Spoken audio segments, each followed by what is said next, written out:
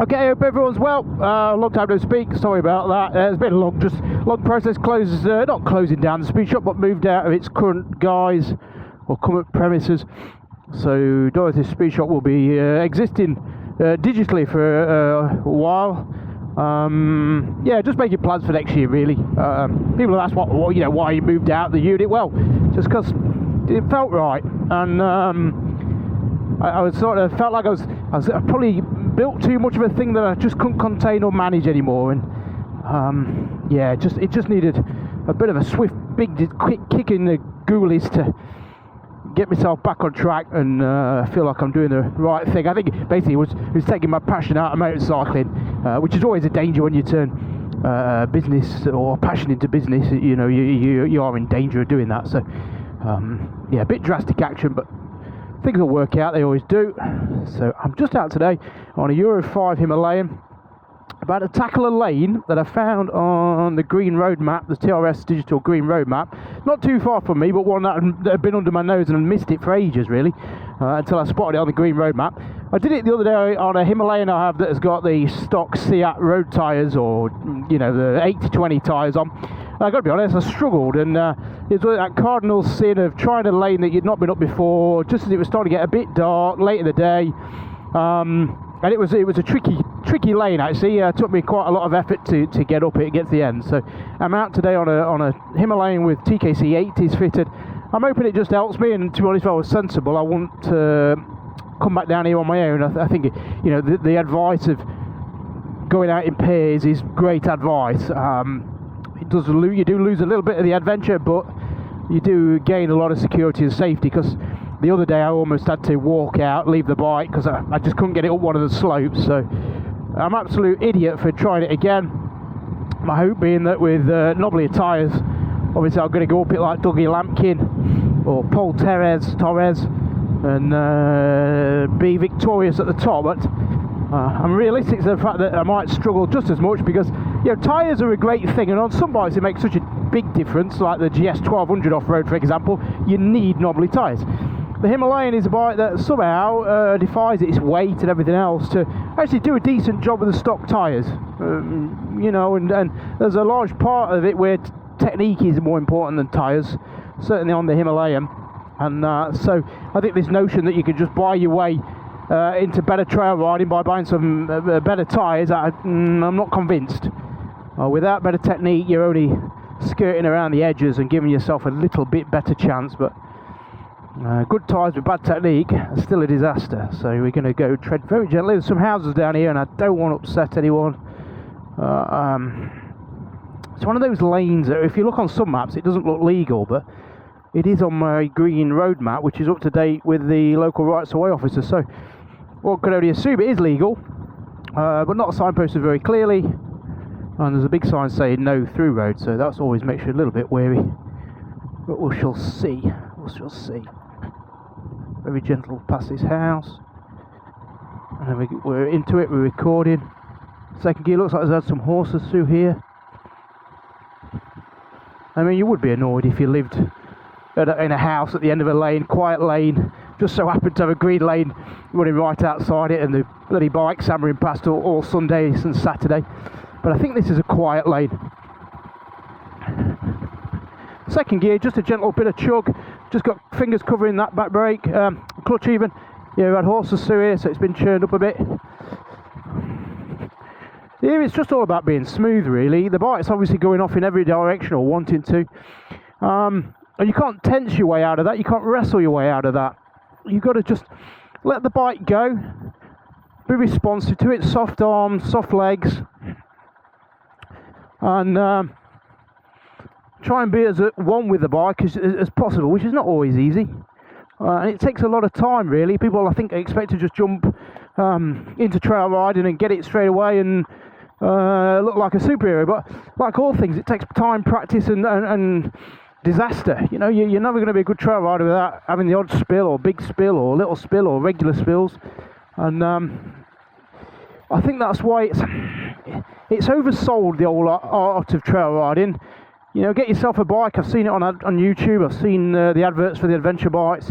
Get yourself a bike and go off green lane. And here's some maps. TRF provide maps now, but you know, this could get you in trouble. You could hurt yourself if you weren't prepared, equipped, confident.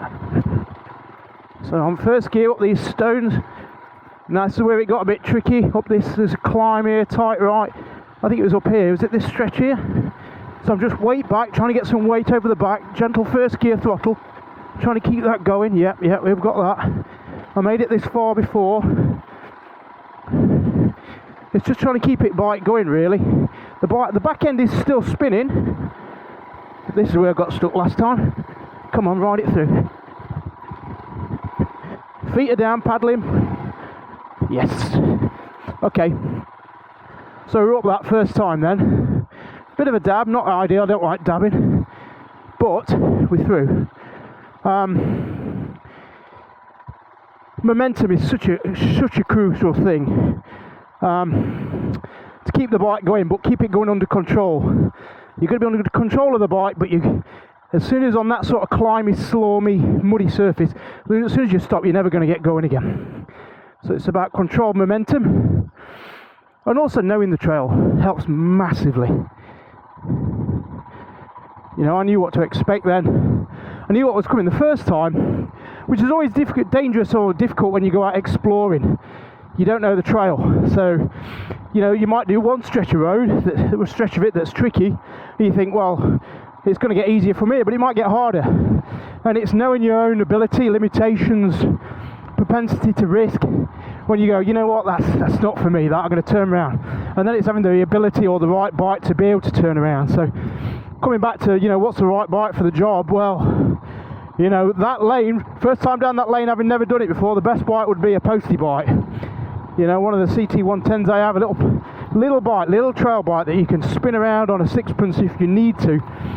But this notion that you can go out and buy a GS 1200 or a 10A or even a Himalayan, you can have a weekend of training, you go to the Yamaha school or the BMW school or Himalayan Odyssey, that you can do that and then go out and just explore these green lanes that you found on the map.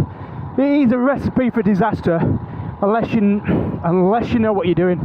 Unless, I would say, go out with people who know the lanes, know what lane is suitable for your ability and what's not good for your ability, and then take it from there. But it is a very difficult, there is a big barrier to entry to a trail ride, and I think that's the hardest thing about it. You know, it's not easy knowing where to ride and what's manageable to ride, because you know, if you've just bought your Africa Twin, and which people do, and I'd probably be guilty of the same thing. You bought an Africa Twin because it's an off-road bike.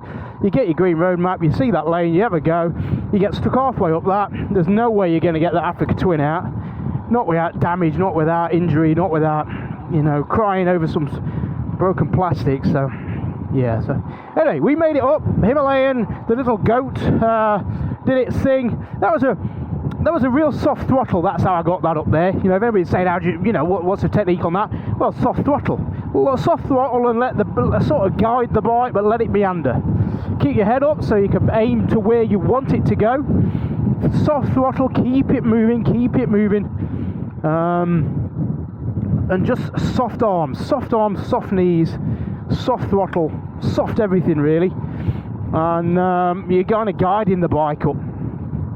You can't be abrupt with it, you can't get it spinning. And I think, from my observation of novice riders or novice to intermediate riders, is they're too abrupt on the controls.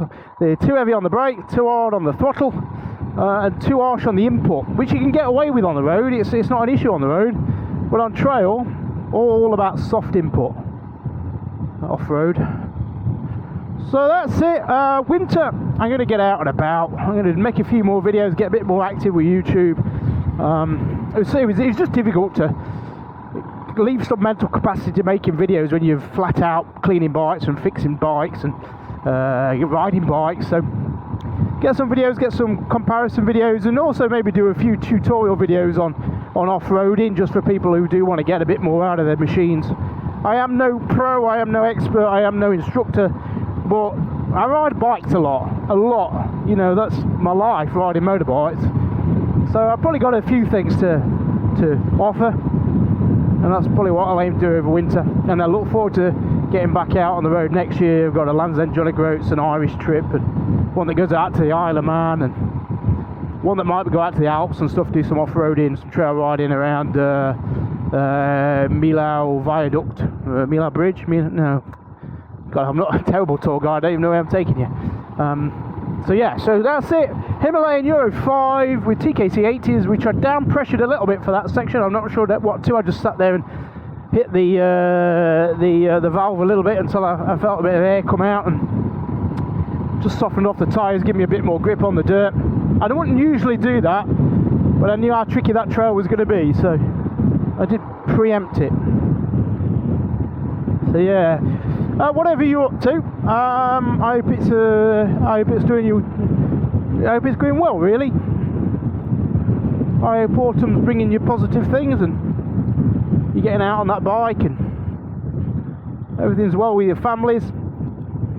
I think that's what, if I'm honest, that's what the speed shop taught me. The only thing important in life is your family. Nothing else really matters. And if whatever you're doing in life robs you of time with the family and puts them under unnecessary duress and pressure, it's just not worth it. It's not worth it. So you've got to change. You got to bring something new and prioritise what's important, which is family. It's family. It's family. It's always family. Some people don't like the family, so that's fine, but I don't think you can ever go far wrong in prioritising your family. And likewise, hopefully I'll come back to you and I'll prioritise you at some point. Anyway, babbled enough. You take it easy. Have a good Sunday. Catch you later. Bye.